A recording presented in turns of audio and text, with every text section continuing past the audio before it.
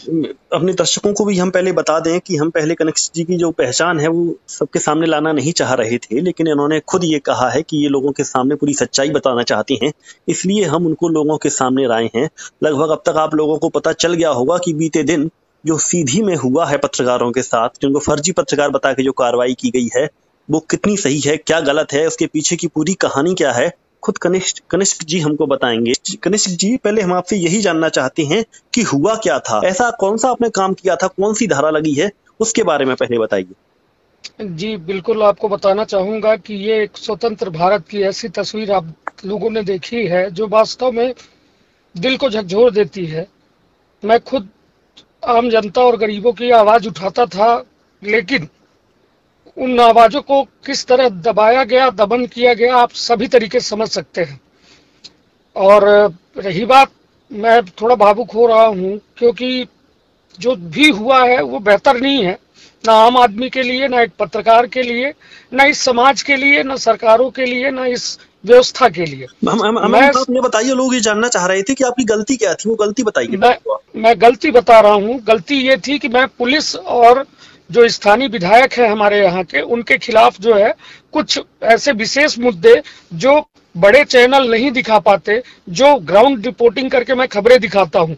मैंने अभी last time एक खबर चलाई थी कि थाना बना मैं खाना, थाना परिसर के अंदर शराब की बोतलें और कोरेक्स की बोतलें, मेडिसिन की, नशे की बोतलें पड़ी हुई थी, जिसको मैंने पूरी तरह से एक्सपोज किया कि स्वच्छ भारत का अभियान प्रधानमंत्री नरेंद्र मोदी जरूर चला रहे हैं, किंतु उन्हीं के कारिंदे, जो उन्हीं के अधीनस्थ लोग हैं, जो संस्थाएं हैं, कैसे स्वच्छ भारत की धज्जियां उड़ाती हैं। आप देख सकते हैं, जब परिसर ही साफ सुथरा और इस तरह रहेगा तो फिर दूसरों से क्या हम अपेक्षाएं रखेंगे।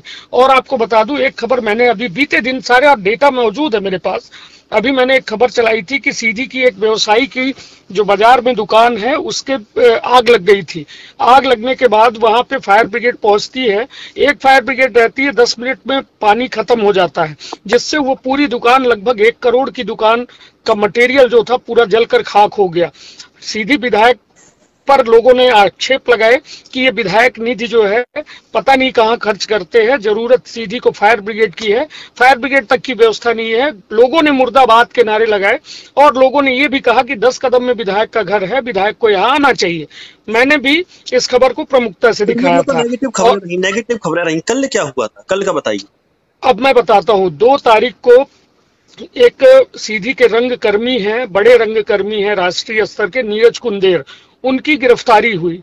एक फर्जी कहा गया कि फेसबुक आईडी वो चलाते हैं और उसके आधार पर उनको गिरफ्तार किया गया। 151 की धारा लगाकर उनको जेल भेज दिया गया। ये शनिवार की बात है और शनिवार की लगभग 6 बजे उनके परिजन हमारे घर आते हैं, क्योंकि वो हमारे नेबर हैं, पड़ोसी हैं। तो उनके परिजन हमारे घर आए कि आप पत्रकार हो, आप थोड़ा पुलिस से पूछो कि आखिर क्या ऐसी गलती थी कि उनको जेल भेजा गया, कौन सा अपराध है। क्योंकि सीधी में अमूमन जो है 2 से 3 हजार आइडिया खुद सोशल मीडिया में फर्जी चल रही हैं, जिसमें बहुत सारे लोगों की, जिसमें विधायक की भी है और जो भी मतलब है तो चलाते हैं। तो क्या सबको जेल भेजा जाएगा, क्या मतलब, ये सारे सवालात उन्होंने पूछे। तो मैंने कहा आप लोग जाके थाने में पूछ सकते हैं और ये आपका मौलिक अधिकार है कि आप वहां बैठ के ये सारी बातें करें। तो जब यहाँ से उनके समर्थक, उनके परिजन वहां पे गए तो वो शांतिपूर्ण से धरना कर रहे थे। टीआई के द्वारा वहां पे बात बहस की गई और इनकी भी थोड़ा हॉट टॉक हुई और ये लोग बोले कि हमको जब तक ये नहीं बताया जाएगा कि आखिर किस धारा के तहत उसको गिरफ्तार किया गया, जेल भेजा गया और कैसे ये प्रमाणित हुआ कि फेसबुक आईडी का संचालन नीरज कुंदेर कर रहे हैं। तो मैंने भी कहा कि सर सही बात है, इन लोगों की बात सुनी जाए। और मैं बतौर पत्रकार था, मेरा कैमरामैन था, मेरे पास पूरे रिकॉर्डेड वीडियो है, जिसको मैं जब जरूरत होगी न्यायालय में, पत्रकारिता में, किसी न्यूज में मैं पूरा दिखा सकता हूँ एक एक चीजों का। फिर उसके बाद टीआई के द्वारा, टीआई के फोन में किसी का फोन आता है। अब अमूमन वहां पे मैंने देखा कि भाजपा नगर मंडल अध्यक्ष का फोन था जी, और उस फोन में किसने बात की, क्या बात की, मैं नहीं जानता जी। मगर उसके बाद फिर टीआई आते हैं, जो एक लड़का था नरेंद्र सिंह, वो कलाकार हैं, लोक कलाकार हैं और उनकी दोनों किडनियां खराब हैं जी।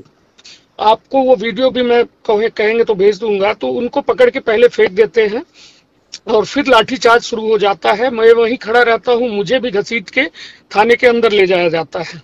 मेरे साथ जो है मारपीट की जाती है और कहा जाता है कि विधायक के खिलाफ खबर नहीं चलाओगे, पुलिस के खिलाफ खबर नहीं चलाओगे, और यदि चलाओगे तो तुम्हें नंगे करके ऐसे ही जुलूस निकालेंगे। और फिर हम लोगों के कपड़े उतरवाए गए, लॉकअप में बैठाया गया, हमारी फोटो खींची गई, और फोटो खींच के वो तो मुझे मालूम था कि वायरल करने के लिए और सभी को दिखाने के लिए वो फोटो जो है कि हम इतने सत्ता के आपके वफादार हैं कि आप जो मंशा थी आपकी पूरी कर रहे हैं, आपका विरोध में ये एक पत्रकार था, तो इसकी देखिए क्या हालत की है हमने।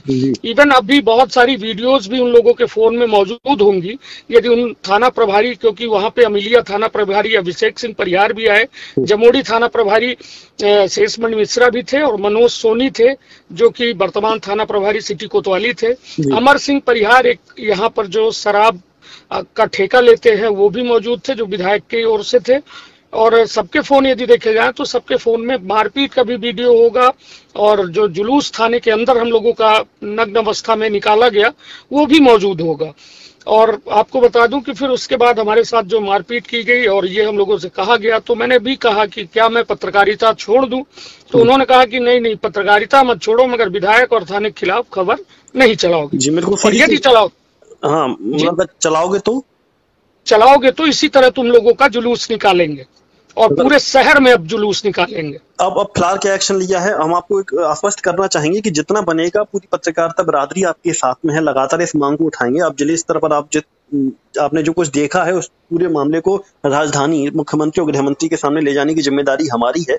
हम पूरी कोशिश करेंगे कि वो अपने एक संकल्प लिया है उसमें हम उसे सिद्ध कर सकें।